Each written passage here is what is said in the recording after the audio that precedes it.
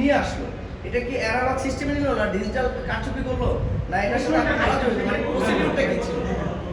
ওই আরেকটা বলতে চাই, সরি, সেটা হচ্ছে যে আপনি বলেছেন যে ভাগ ভাগ করে নিয়েছে, তাহলে কতজন ভাগ ভাগ করে নিয়েছে, আপনারা কতজনকে আইডেন্টিফাই করতে পেরেছেন? আমরা যাদেরকে কারণ অনলাইনে কিন্তু এখনো টিকিট একজন নিজে নেওয়ার কোনো ওয়ে নাই, কোনো রেলওয়ে কর্মচারী সরাসরি তাকে সহযোগিতা না করলে, যেহেতু ভাগ ভাগ করে নিয়েছে, কতজনকে আপনার এইরকম ভাগ করে নিয়েছে, এর মধ্যে রেলওয়ে কোনো জড়িত আছে কিনা? আপনারা অভিজ্ঞ সাংবাদিক, আপনারা জানেন যে আমি যদি আমার তদন্তে 100 জনকে পাই, এখন ডিসক্লোজ যে 100 জন জড়িত, আনটিল তদন্ত শেষ হচ্ছে, যাদের বিরুদ্ধে আমরা কনফার্ম হয়েছি তাদেরকে অ্যারেস্ট করা হয়েছে এবং তাদের নাম আমাদের সামনে ডিসক্লোজ করা হয়েছে। I believe you understand. আপনি এটা বলবেন না, এটা বলবেন না তারা কিভাবে এই 100 টা টিকিট সে একদিনে 100 টা টিকিট কালেক্ট করবে, কিভাবে করবে, কোন ওয়েতে করবে? প্রক্রিয়াটা কি?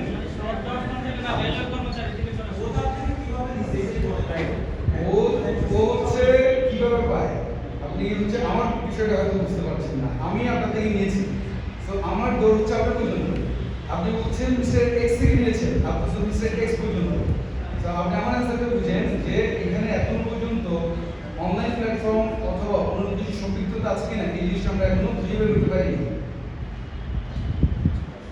কতজন ভাগ ভাগ করে নিয়েছে, কতজন কতটা ভাগে নিয়েছে, স্পেসিফিক কি বলবেন কাইন্ডলি, কতটা ভাগ ভাগ করে নিয়েছে পেয়েছেন আপনার তার জিজ্ঞাসাবাদে?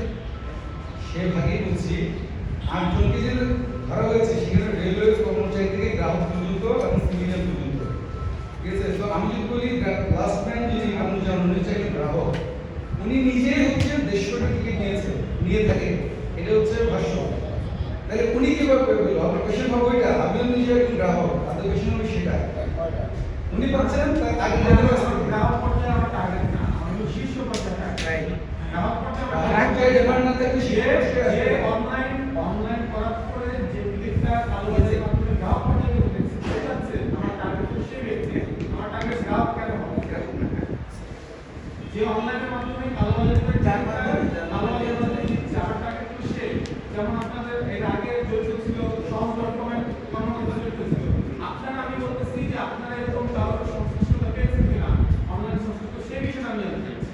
আমরা যারা সংশ্লিষ্ট আছে এবং কনফার্ম তাদের নাম ডিসক্লোজ করেছি, অন্যগুলো আমরা এখন ডিসক্লোজ করতে যাচ্ছি না তদন্তের স্বার্থে।